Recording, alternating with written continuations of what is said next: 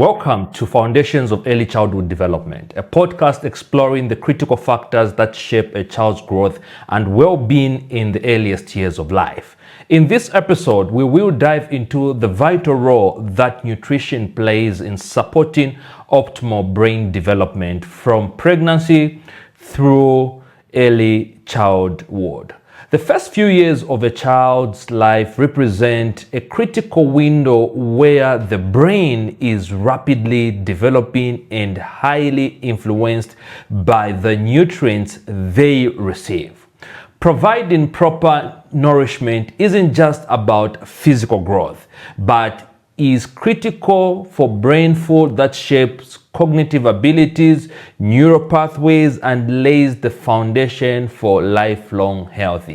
Now, in this episode, we will discuss the key nutrients involved, the impact of malnutrition, and of course, practical strategies for ensuring that children receive the nourishment that they need for their developing brains and minds. Let's get started. Now, joining me in this conversation is Professor Yamba, an esteemed expert in human capital development with a specific focus when it comes to childhood development. Professor, thank you for being here to share your invaluable insights once again. Professor Yamba, welcome once again to the Child Development Podcast as we continue dissecting the conversation on childhood development and why it's very essential to invest in their growth. Thank you, Emmanuel. Nice to be here once again to discuss a very, very important subject.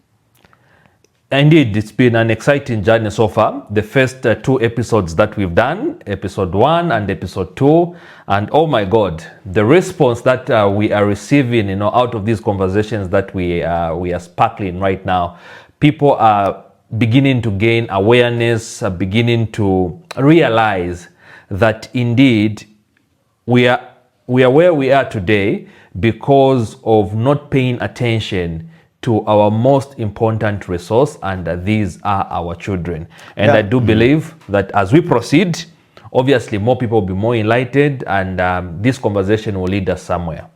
Indeed, it's good to get what people are saying out there.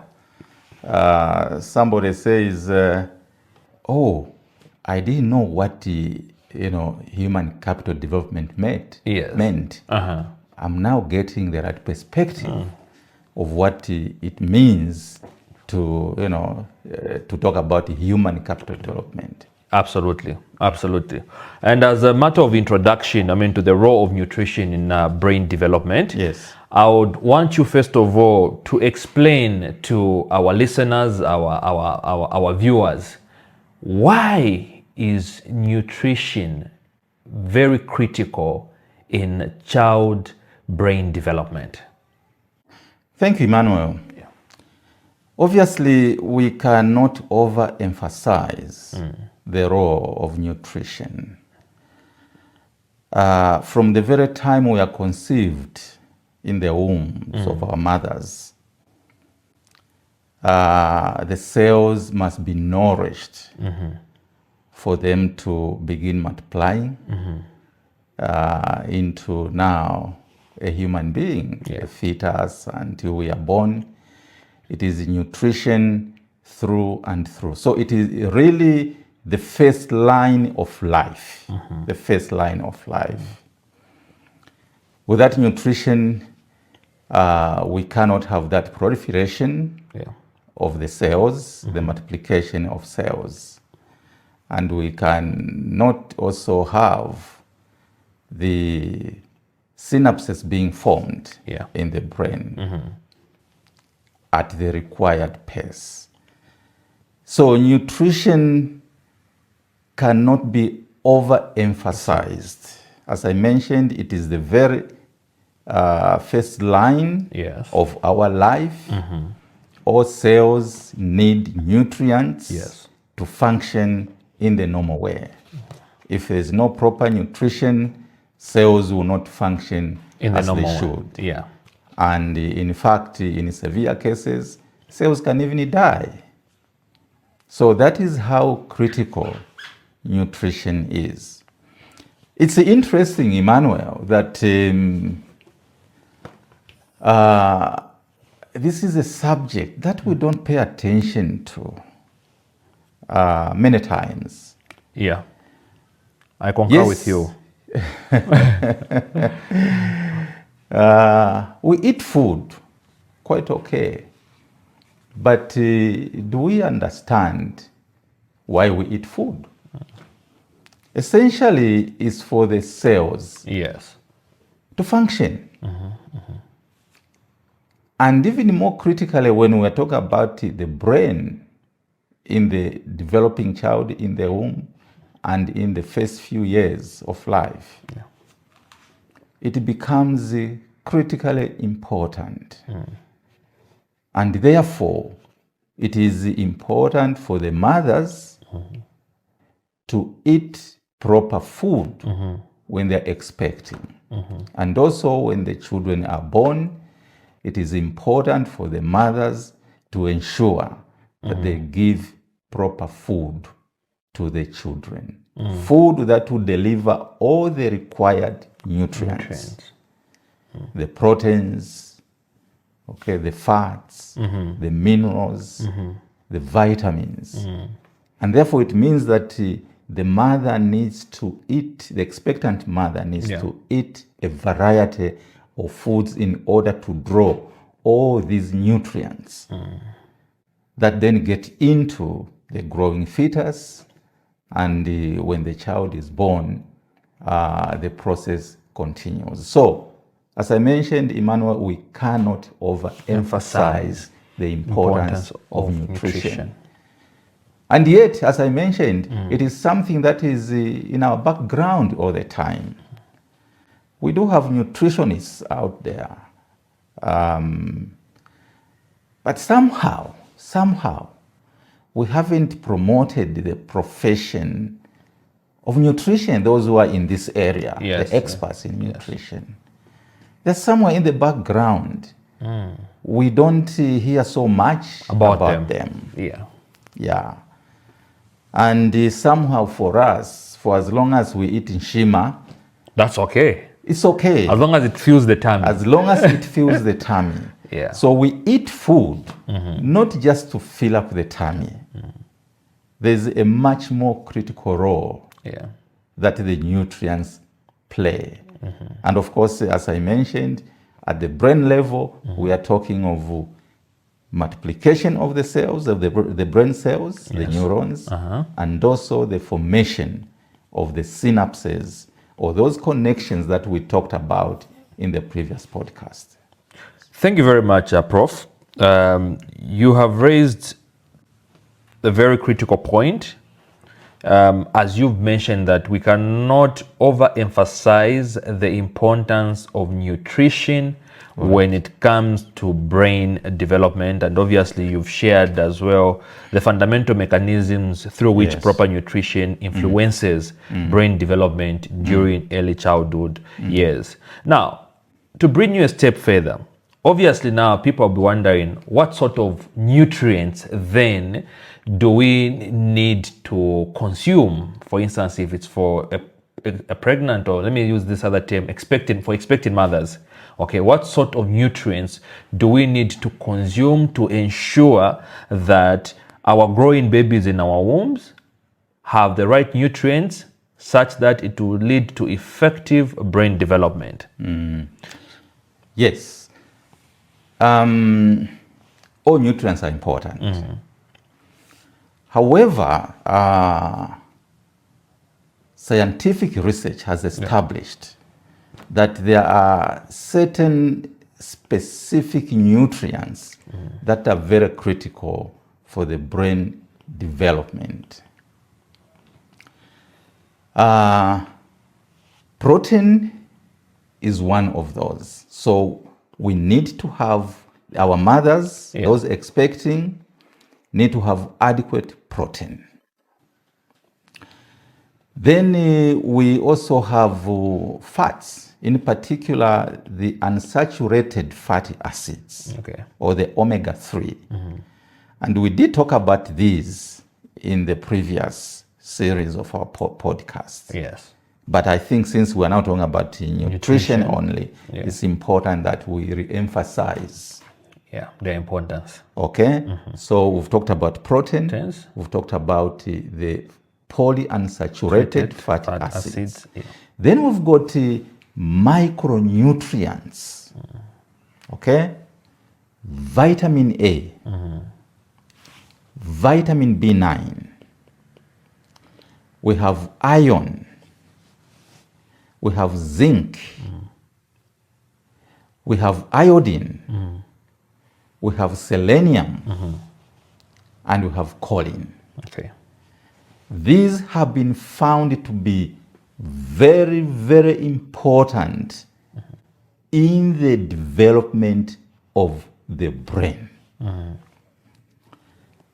You recall in the previous series of our podcast, I did mention that during the first 1,000 days of our life, when it comes to the formation of the synapses, those brain cell connections, every 1 second,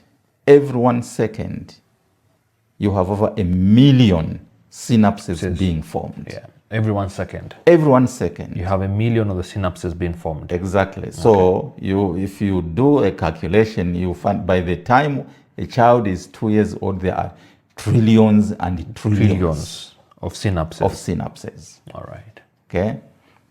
And that is what the brain requires. So we need to have those trillions of synapses. Okay. For the formation of the executive functions of the brain. Okay. So the brain must grow physically, and also the cognitive function must also develop. Yes. So that is how important those nutrients that I have, are mentioned. Yes. That's how important they are. Yeah. In fact, Emmanuel, a number of years ago, I think it must be 2008, somewhere there, I can't remember exactly. A very interesting paper was published. There were some medical scientists who were working on the same issue of brain development and the effects of undernutrition and so on, which we are going to talk about later anyway. Yes. But I just thought I should mention this. The 3 nutrients among those that I mentioned, the iron, the iodine, and zinc. Iron, iodine, and zinc. Exactly. Iron, iodine, and zinc. According to the scientists, those scientists who published this paper, if every child, every mother had access to these 3 nutrients, at the global level, the IQ would increase by 10 points. That's huge. Of course. Yeah. The IQ would increase by 10 points. 10 points. Just those 3. That is how critical these are. And yet, you recall in the first podcast, first podcast series, I did mention, according to UNICEF Zambia. Yes. Yeah, I gave some statistics in Zambia. Yeah. In terms of iodine, only 53% of the population, 53%. Only 53% has access to adequate iodine. Okay? Yeah. Iron, about 54% of the under 5s are deficient in iron. So more than half of the More population. than half, yes, exactly. So more than half the population. 1 in every 3 women, of age bearing. Child age bearing, exactly. Yeah. 1 in every 3 has iron deficiency. Now, these are huge numbers. And we must get worried. Yeah. And this is why I said that yes, we know that we must eat food, but we also must understand what is it that we derive from food. Yeah. It's important. When we are feeding a child, whatever food we are giving, it is important for us to know what is it that the child is deriving from there. Yeah. And our focus, obviously, in the whole of this podcast is, at the end of the day, we want to have a child who is complete. Yes. Not only physically, but also cognitively. Because remember that everything that we do, every action we take, every reaction that we make, everything is driven from here. From the brain. Exactly. So it is important that every person, every parent, fathers and mothers, and especially those who are still having, babies, understand the role of nutrition. Don't be satisfied by simply giving your child a Fanta, a Coke, junky foods, and say, crisps, jiggies. No. Give your child proper food. Proper food. To deliver on these nutrients that I have mentioned. Yeah. So you must be focusing on the development of the brain. Yeah. Very, very important. Yes, it is. Very powerful punchline. Very powerful punchline. And as parents, as young parents, this is the right information that we need to be listening to, as we, on a daily basis, we get to feed our children with all kind of foods. Yes, indeed. Yeah, but what I'm getting from your session is whatever food that we are giving our children, we must ask ourselves a critical question. Yes. What nutrients are they deriving out of what we are giving them to consume? Absolutely. It's something that not only parents, but the educators as well. Caretakers as well. Caretakers, yes. People who take care of our children in our homes, they must understand this. Absolutely. Yes. So let's look at, you've given us the ideal picture, obviously, on the critical nutrition elements that are needed for proper brain development in our children. So what's the opposite? For instance, if we do not provide all these nutrients, these specific and critical nutrients that you've listed, what's the downside of it? Yeah, very important question. Now, let me just give you information coming from scientific studies. Yeah, because, we must believe that what science says is what it is. It presents facts. Yeah. So let me just share with you a few things. Please, Prof, go ahead. Okay, so number one, there's reduced brain growth. Okay? So if we don't provide adequate nutrition, there's reduced growth. So malnutrition can lead to stunted growth, right? And during early childhood, the brain undergoes rapid growth and development. So malnutrition can hinder this process. That process, yeah. Okay? Resulting in a smaller brain size and reduced neural complexity. Remember those neural pathways that we have talked about before? Yes. Okay, so if that is reduced, so it means there are gaps. Yeah. Right. Number two is the impaired cognitive function. Impaired cognitive function. So the brain's structural and functional development is critical for cognitive abilities such as learning, memory, attention, and problem solving. Yeah. So malnutrition can impair these executive functions of the brain, leading to developmental delays and deficits in intellectual abilities. Okay. Exactly. In fact, impairment of growth and cognitive function has devastating implications including the following. And I state, findings from many researches that have been done in this area. Number one, in severe cases, individuals exhibit persistent behavioral and cognitive deficits throughout childhood and adolescence, which carry through into adulthood. Do you see what is happening here? It's a build-up. Exactly. So something that happened just during those first few years. It spills over. It spills over into to our adulthood. Yeah. Okay. Number two, children with severe acute undernutrition have significantly lower memory ability score. Undernutrition disempowers individuals by causing or aggravating illness, lowering educational attainment, and diminishing livelihood skills and options. Yeah.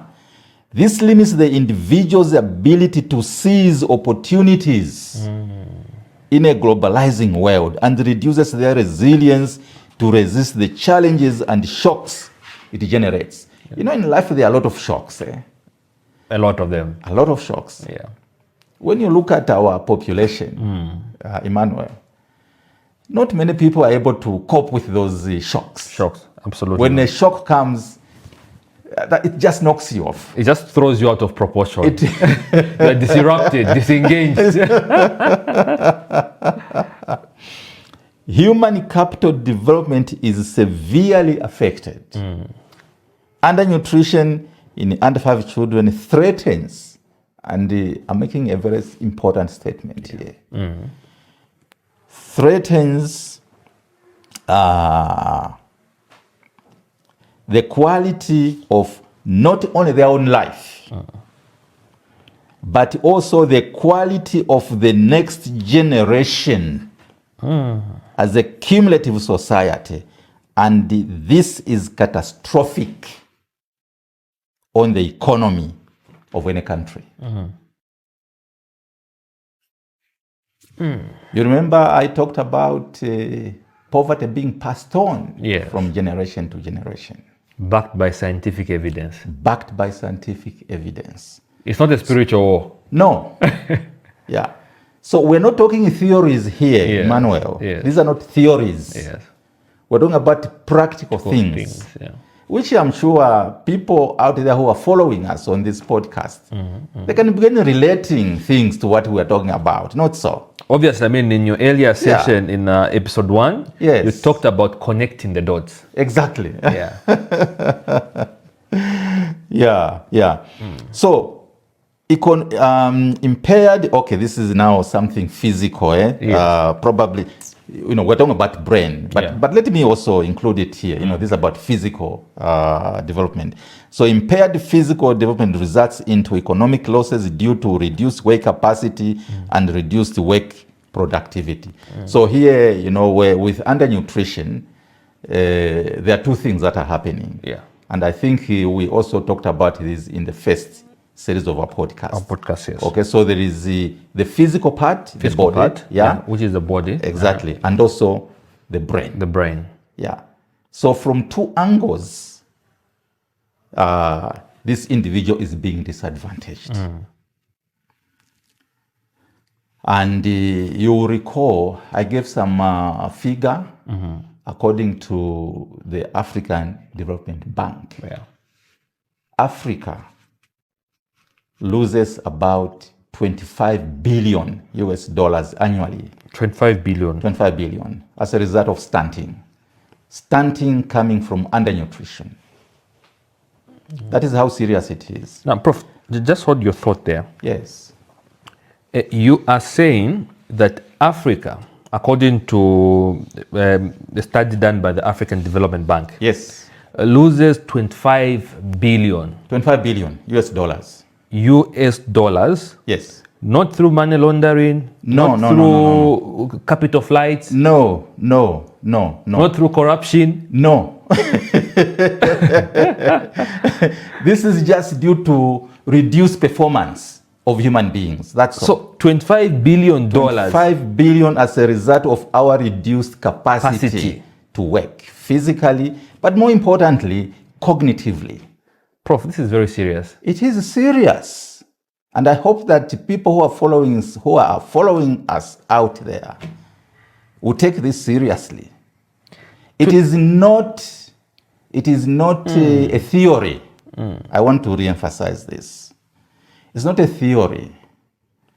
We need to just come to terms with this and say, okay, what is it that we can do? First, let us accept that we have this challenge. That's the most challenge important. of human capacity. Obviously, again, just talking about what we have talked about before, we don't have a critical mass of critical thinkers in our country. And if you go back to our backgrounds, you will find that many of us suffered from undernutrition or something of the sort. Now, just on that part which you've touched, one of the viewers threw up a comment. Of course, acknowledging that, yes, indeed, we have a problem. I think that was from episode 1, that our educational system produces workers. What we are lacking now are critical thinkers who, according to the educational value chain, when we reach the epitome of creation, we are able to add value to our natural resources. And then, of course, they raised this point to say that, of course, our prof is now CEO, is a vice chancellor for the university. So other than just focusing on early childhood development, of course, we've missed that period. Why can't we create critical thinkers at university level? That's a very good question, actually. It's a very good question. Yes, in fact, we are encouraging those who are teaching at that level to teach critical thinking. First of all, there must be a course in just critical thinking. I've worked in 3 universities. I've not seen a single course in critical thinking. So we need to go that direction so that students get to begin understanding, first of all, what is even critical thinking.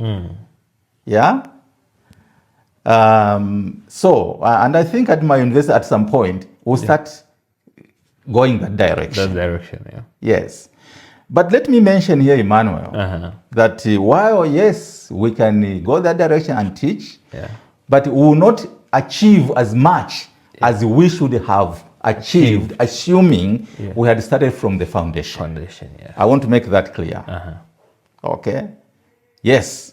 There's something we can do. There can be some improvement. But something we still miss. Because we missed the first 1,000 days. Yes. People, I want people to appreciate this. And this is why I am saying this is the missing link. Many times we tend to talk about, things up there, but we forget that we missed the first 1,000 days. The first 1,000 days. And therefore, the things we may be talking up there, we may not even do them. Because we don't have that capacity. Yes, we can go for training and, yes, it's something we can do, but not quite there. So... and I agree with you. Because for me, when I look at the aspect of critical thinking, obviously it involves a well-developed brain. Which has the right capacity.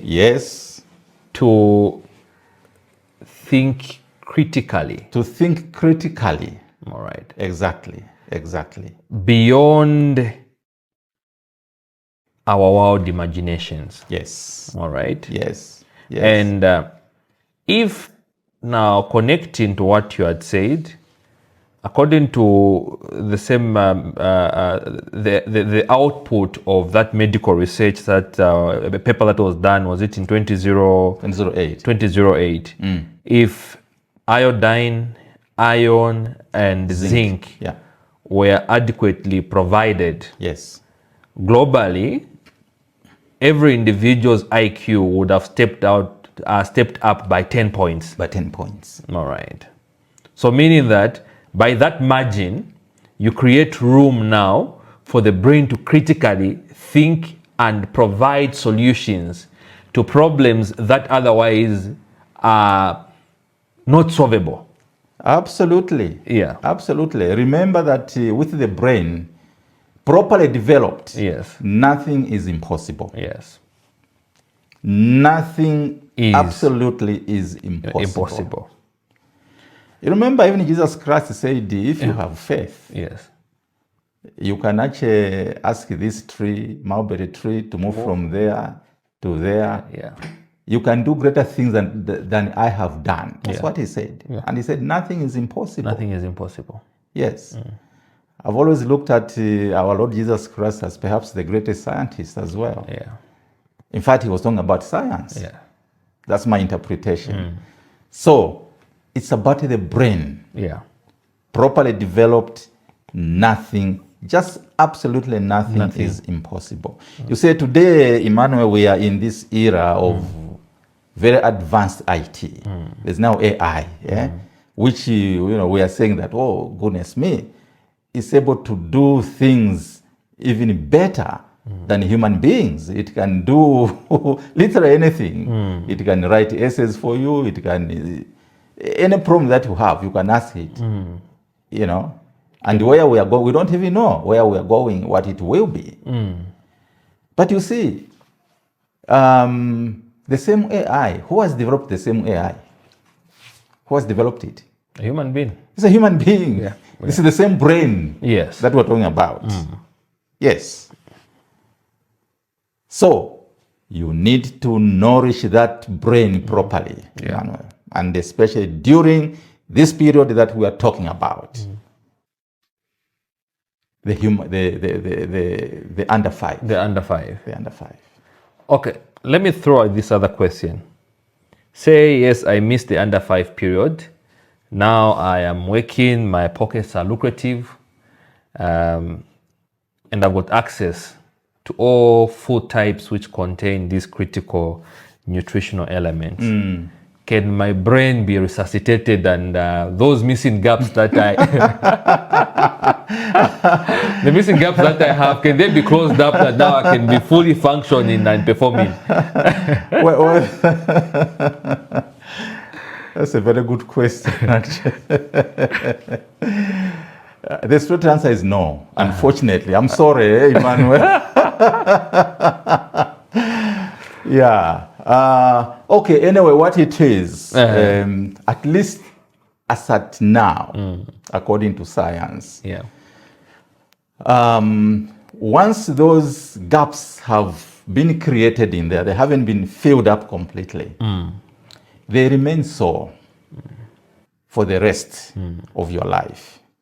The brain doesn't get back, even when you have now access to very good nutrition, but the brain does not get back to begin filling up those gaps. So, yeah.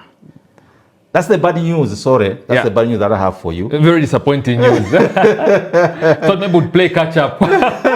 No, there's no catch up. Yeah. So this must be done within the first 5 years. And in particular, the first 1,000, where the 2 years, from conception up to 2 years. To 2 years.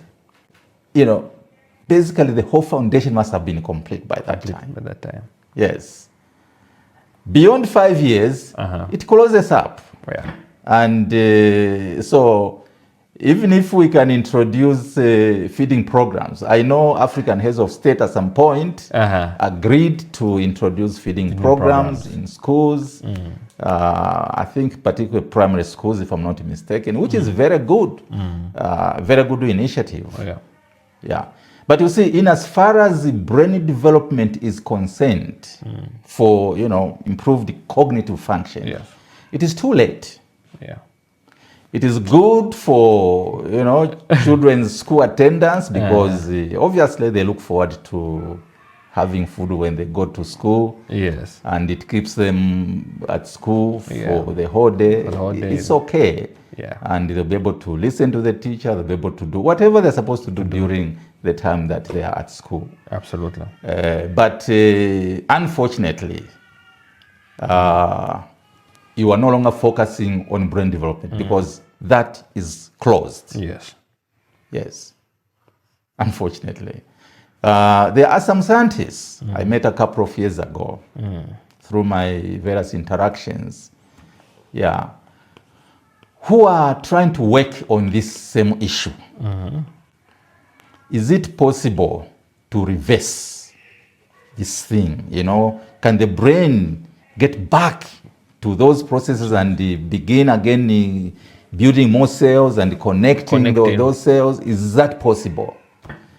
Well, who knows where we are going?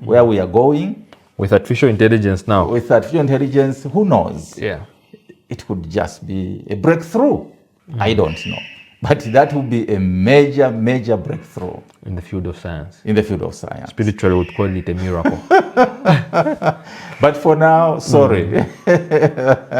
We have to bear the bad news anyway. That's right. Yes. Sure.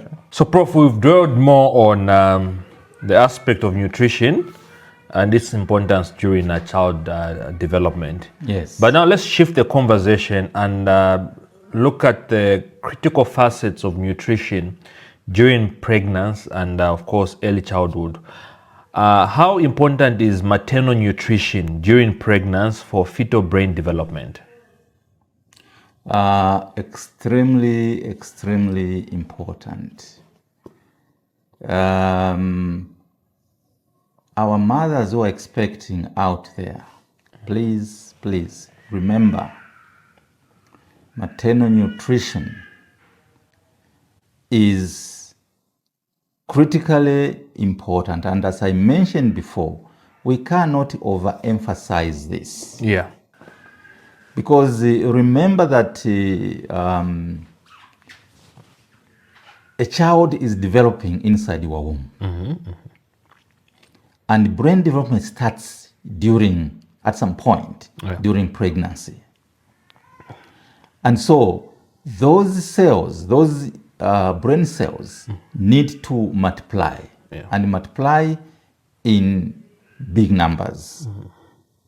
By the time a child is born, on average, there must be 100 billion neurons in that brain.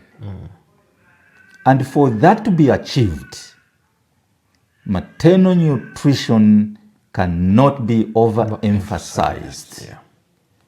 So the mother who is expecting needs a variety of foods that will deliver on all the nutrients that are required for better development of the brain. So really, Emmanuel, we cannot overemphasize this. So they must eat a variety of foods like whole grain, vegetables, fruits, meats, and all kinds of foods, fish. There is protein, which protein comes from both the plants and animals and meat. Meat, Yeah. So a person needs to eat, all these things.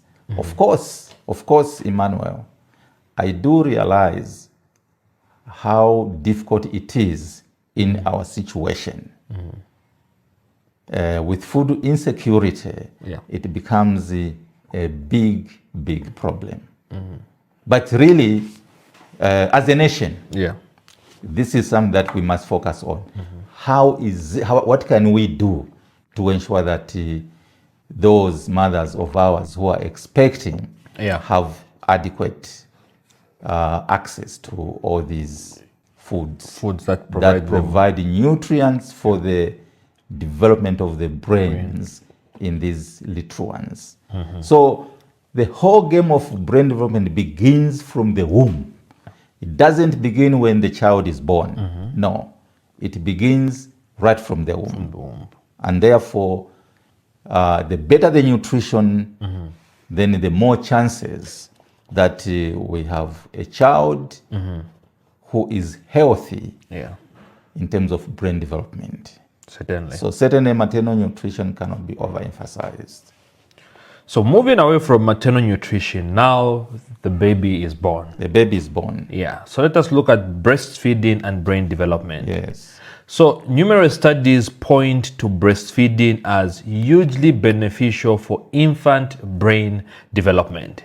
Now, from your expert perspective, what specific components in breast milk provide this developmental advantage?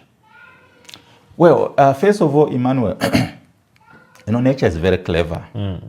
Yeah. When a child is born, there are no solids given. In fact, it is recommended by the experts that the first 6 months should just be exclusive breast milk. Yeah. Okay? So the child will be able to survive. And the brain will be growing. This is the period when the brain is growing fastest. Yes. Part of that period, the first 1,000 days. Yes. And believe it or not, the breast contains all the nutrients that are required for the brain to grow at that rate. So a child is not missing anything whatsoever because the breast, the breast milk, contains all the nutrients that we have talked about. Yes. And so during that time when the breast milk is being given, we expect that the child is growing normally. In fact, it is recommended, Emmanuel, that even beyond 6 months, continue feeding breast milk.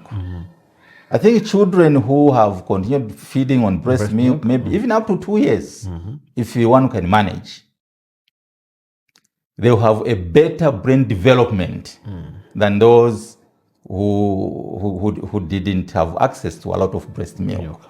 So mothers out there, consider breastfeeding for as long as you can, because nature provides all these nutrients through breast milk.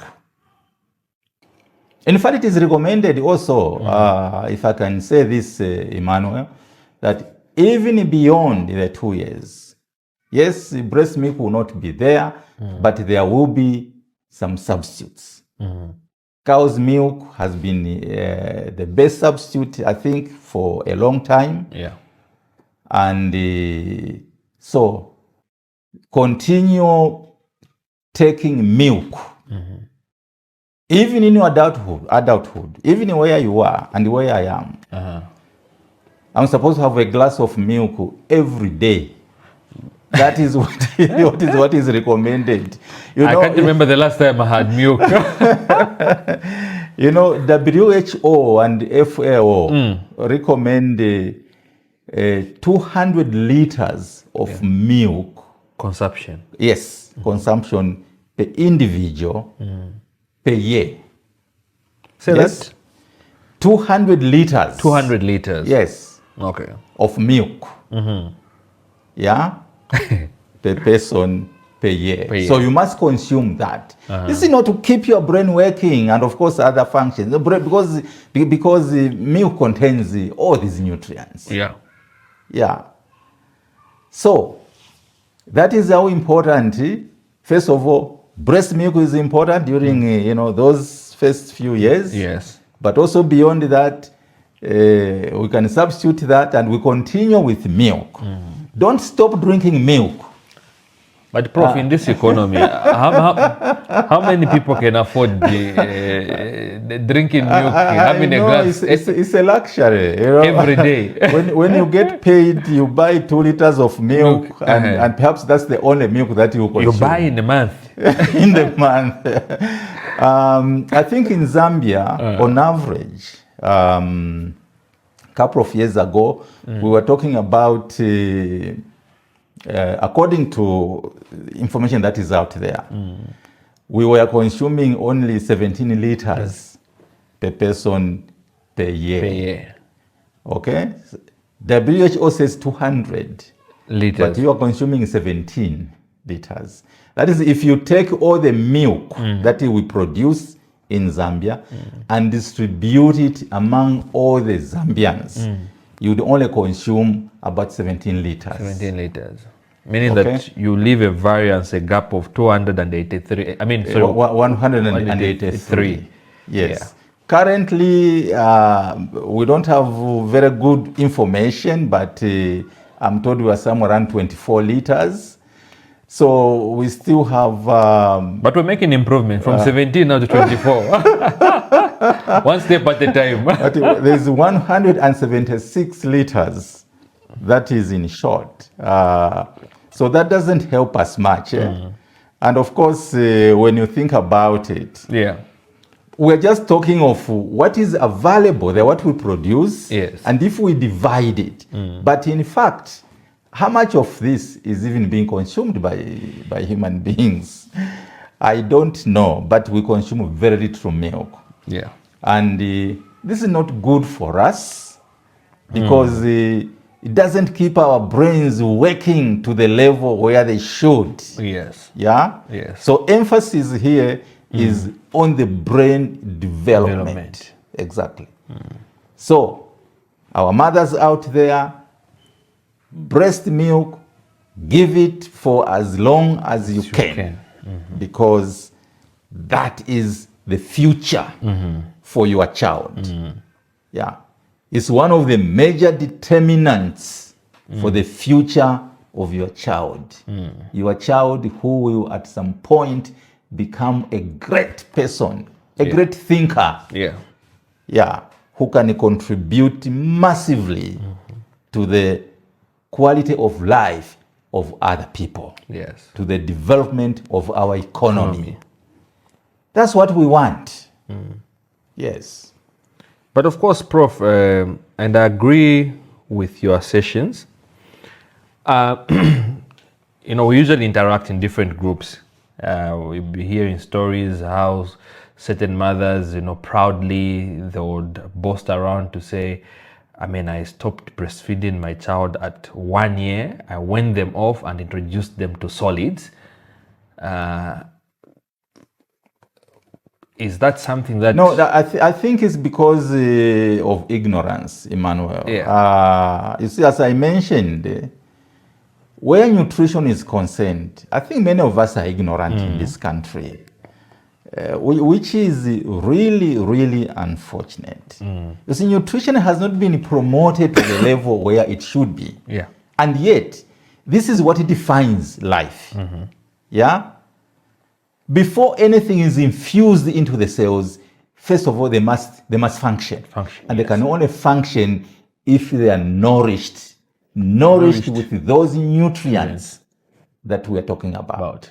Of course, there are many more other nutrients, but we know we've just mentioned those that, according to science, are critically important for the brain development. So it's really, don't be proud if you win off your child very early and you say, oh yeah, no, look, for me, my child within 6-7 months, I had weaned him off, and no, don't be proud, because what you are doing is affecting the child. And ultimately is affecting the greater society. Always think, by the way, think about the greater picture. Because your child is there not just for himself or herself. They are there for the greater society. And everybody should be thinking in this line. We are here not because of ourselves, but we are here for the greater society. Thank you very much, Prof. Now, let's bring it over to the negative consequences of nutritional deficiencies and disorders. Could you illustrate some examples of common nutritional deficiencies or metabolic disorders that can negatively affect brain health and function if left unaddressed during childhood? Yes. Obviously, there are disorders. And one major disorder, obviously, is just the impaired cognitive function of the brain. Okay?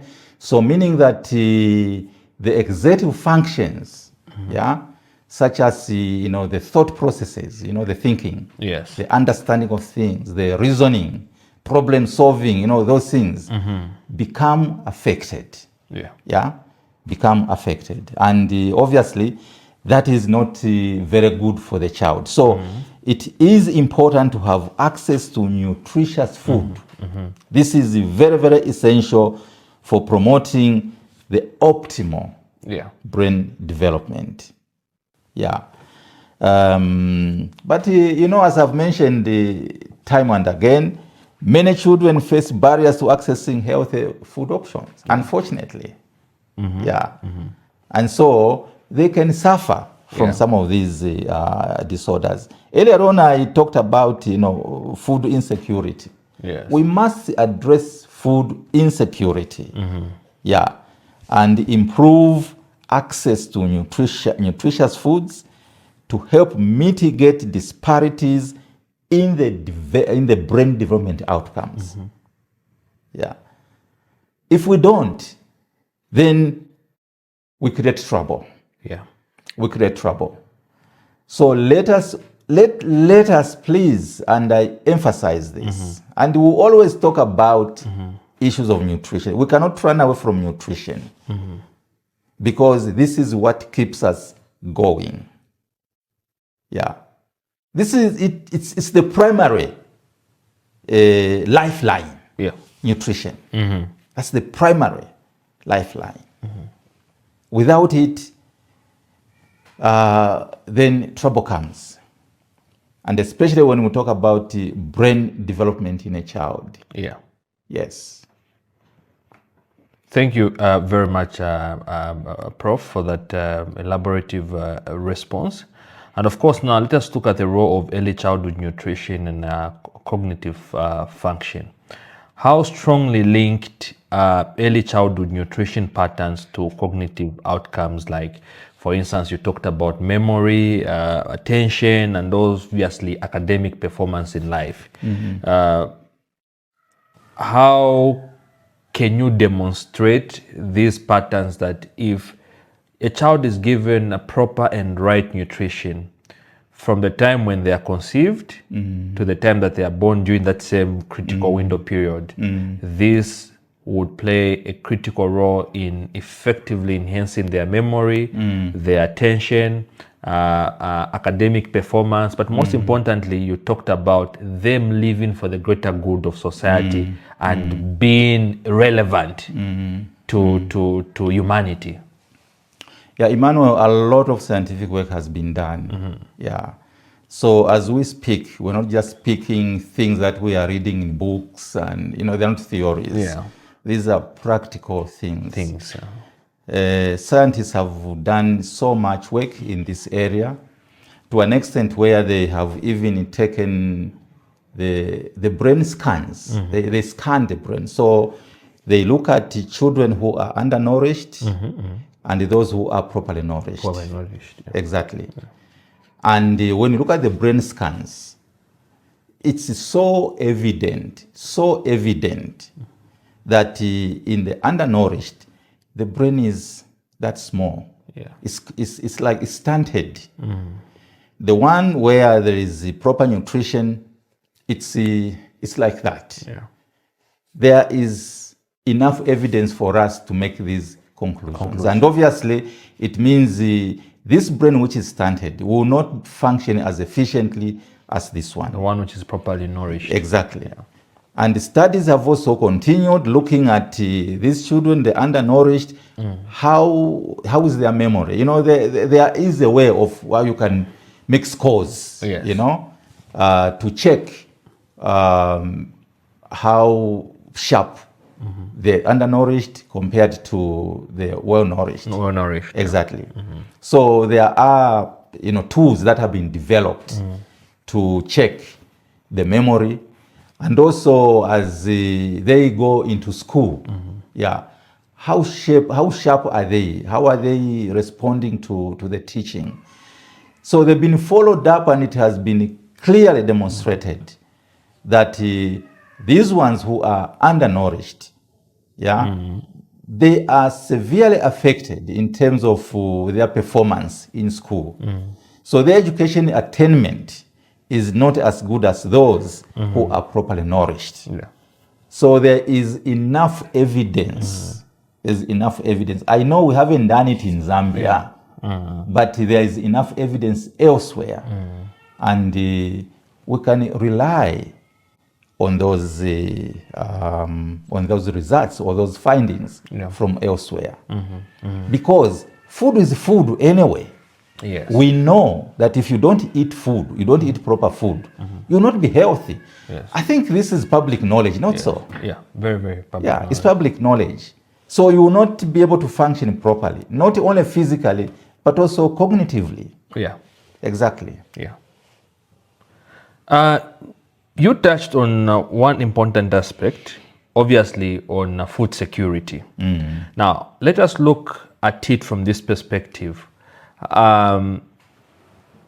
Obviously, we understand that food insecurity prevents many children from accessing nutrient-rich diets. Yes. So, from a policy perspective or community-driven perspective, what are some of the practical policy or community approaches that could help bridge these nutritional gaps, more especially in such a time as this that we are living in, when we have been hit severely by a drought, which obviously it's going to cause a huge gap when it comes to nutritional consumption? Yeah, very good question.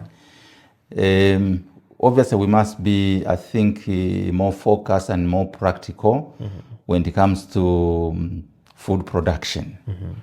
We must enhance our food production. Currently, our policy is focused on small-scale farming or peasantry farming. Well, and then, of course, the other thing is that the support is given to one crop, which is maize. Yeah, there may be an expansion by now, but I think mainly people talk about maize in our country. So the policy is really tilted towards that. We have been talking about diversity for a long time, but that has not been put into practice. So I think we need to put diversity into practice so that we are not just talking about maize. I think I mentioned it must be in the first episode. Exact episode. Maize is not equal to food. Maize is not equal to food. Maize simply provides a starch, which is, of course, which gives us energy. But there are many other nutrients that are required for the development, particularly of the brain in a child. So really, we have to come up with policies that promote food production, but in an enhanced manner. Rather than focusing on small-scale farming, we must go commercial. Because currently, who is practicing commercial farming is mainly foreign people. Where are we? So we must come up with policies that promote agriculture proper. Rather than FISIP, but agriculture proper, where we go full-time into commercial farming. There are a lot of young people who would like to get in there. I mean, we send a lot of people to go and study agriculture at college level, at university level, and some of those may have interest to go into full-time Time. agricultural production. And those must be supported so that we've got our own. Yeah, we've got our own. And also, let the training also be enhanced. Yeah, because I think currently our training, even in agriculture, unfortunately, even in agriculture, is not great. We produce workers. Yeah, they do agriculture degree or diploma, and at the end of that, they start looking for a job. It's not their fault, Emmanuel. Yeah. I know many people, we even condemn them. But look, you did agriculture. Why can't you go into farming? It's not their fault. That is exactly how we trained them. Yes. So we need to change our training at college level, at university level, so that we produce graduates who are critical thinkers at that level. Whether there is climate change or not, they can join dots, Emmanuel? You remember? Yes. Our story. Yes. At the creation level. Exactly. Whether there is climate change or not, it should not matter. Yeah. I mean, there are countries where there has been climate change from the time these nations came into being. Yes. But do they complain about no water? No, they don't. No. In fact, they've been feeding us. They've been feeding us. That's the kind of agriculture, in terms of food production, that we must begin thinking about. So we have to have those policies that promote that kind of agriculture. And today we are in the AI era. Yeah. Artificial intelligence era. Exactly. There are a lot of new technologies that are coming up. But look how behind we are. We have 42 million hectares. 42 million. Arable land. What are we doing with it? Good soils. And even with the climate change, we still have good rains, I think. But I think it's our policies on food production. Food production, yes. That we need to really look at, so that we can become more productive. Absolutely. And obviously even trainings as well in colleges and universities. Absolutely. Yeah. Absolutely. Yeah. So as we zero down now to narrow our conversation, you've tackled on how we can address the issue of food insecurity at a policy or community level, using these tailored driven solutions that are responsive to the current disparities that we are facing. Absolutely. Let me just make another point here. I'm not saying, Emmanuel, because people may misunderstand me.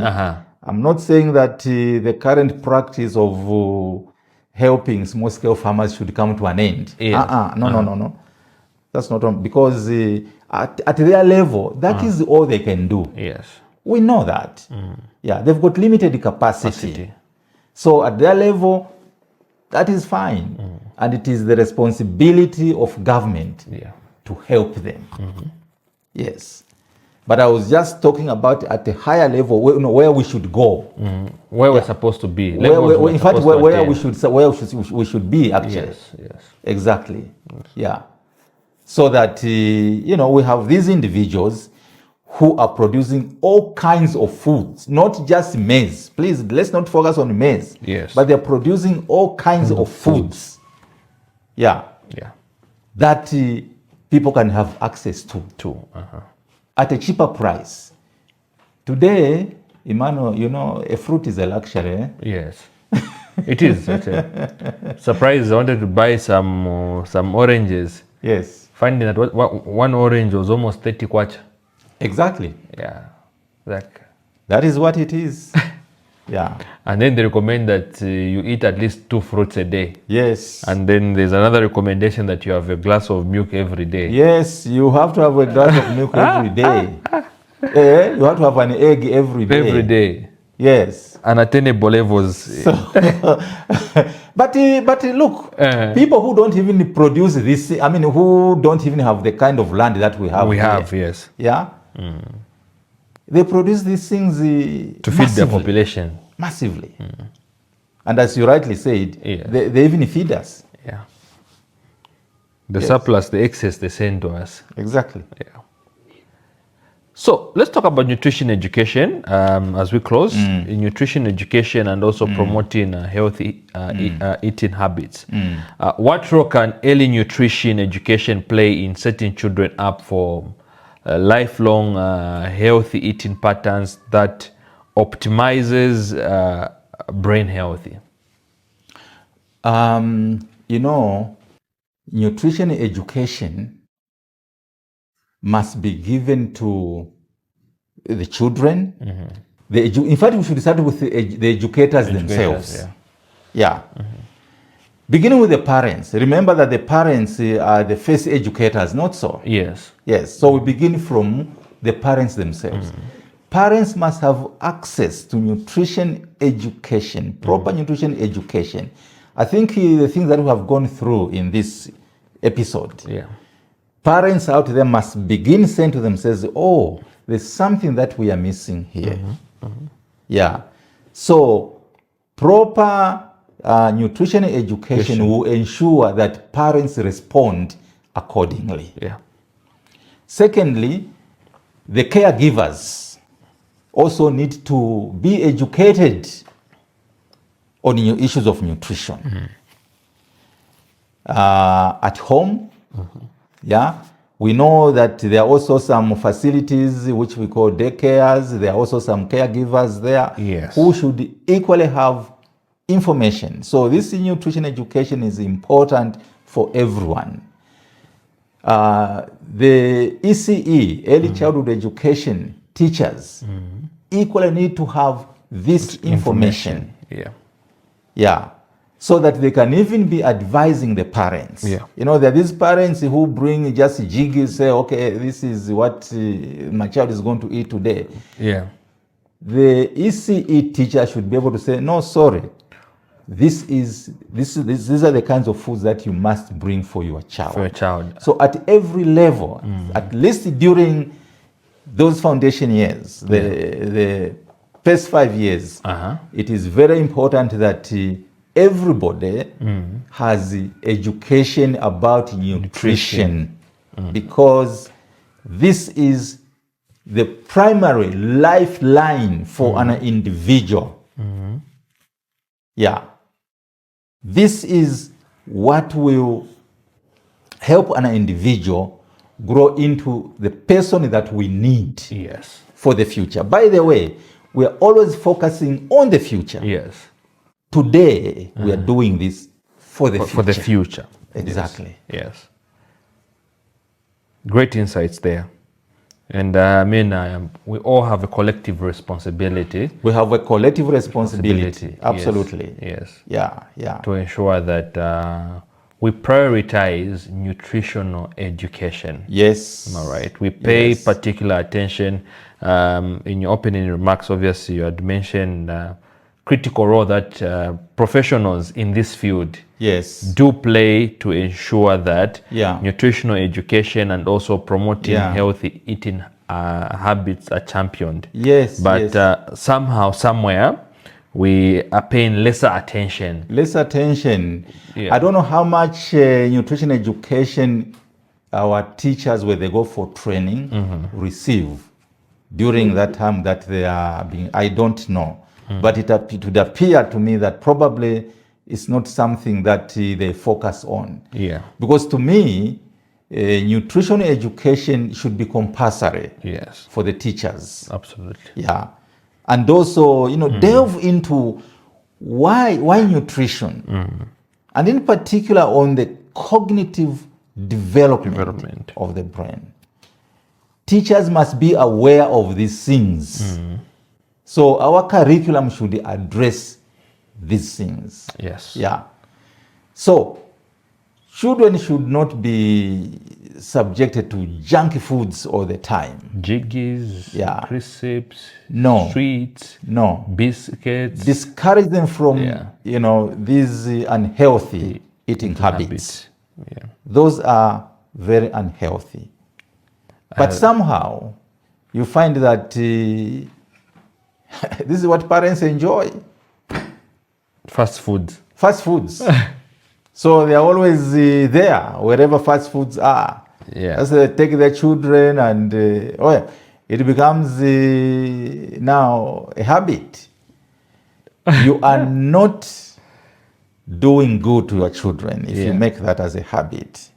You are doing more harm Than good to them. than good. Remember, you must look at the future. Yeah.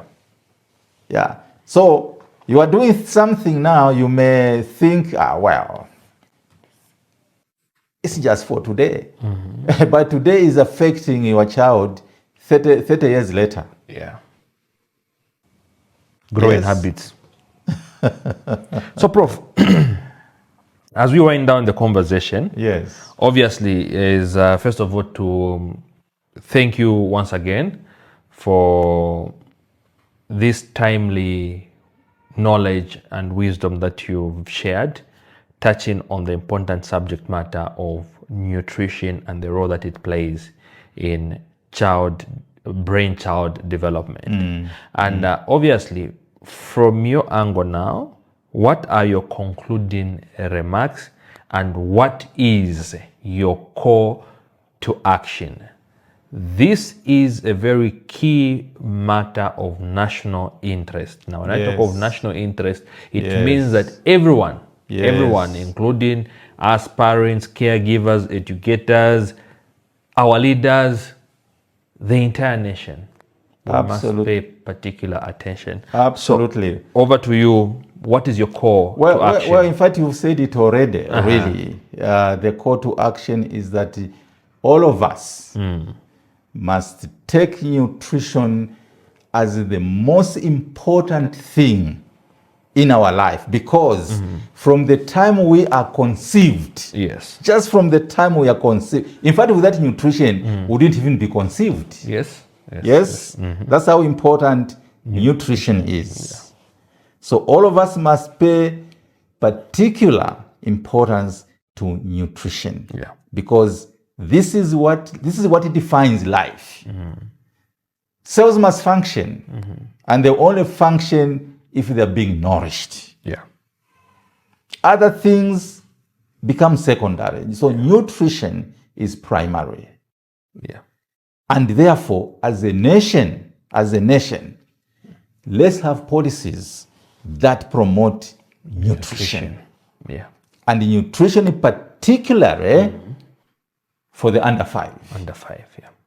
From the time of conception up to 5 years. Up to 5 years. So meaning that our mothers who are expecting must be given special attention in as far as nutrition is concerned. Because we know that the baby that is growing inside there, Yes. at some point, will become an individual who will have to contribute to improvement of quality of life for the greater society. Yeah. Greater society. Greater society. Yeah. That must be our focus all the time, by the way. Don't just look at pregnancies and little children as just pregnancies, And say, no, it just doesn't matter. little children. No. Look at 25 years, 30 years from now. Yeah? The bigger picture. The bigger picture. Yeah. The bigger picture. Let us take this seriously. And I can assure you, things may, this is a long-term thing. Yeah. Yeah.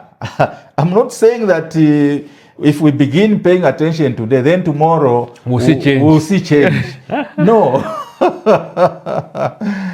It's long-term. Yeah. Some of us may not even be there.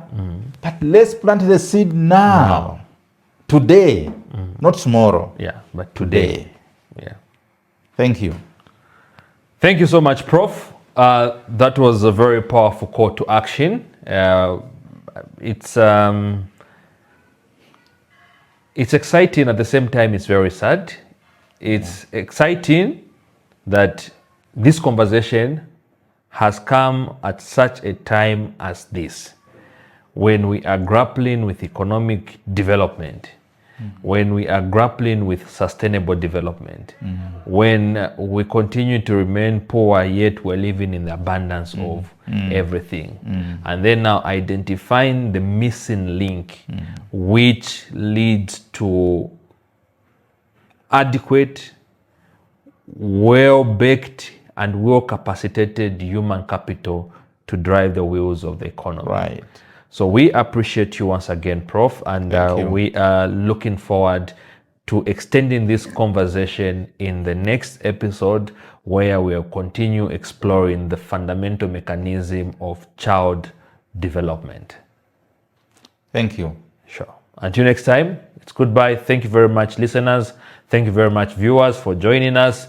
Please remember to give us a like, to leave us a comment, to subscribe, and share your thoughts. Participate in the conversation. Like Prof mentioned, this is a collective responsibility for you and I to ensure that the most precious resource is well taken care of and well invested in, that the next decades yet to come, Zambia will never be the same again, because of this conversation that has transformed the capacitating of our human capital development. Thank you very much. See you in the next episode.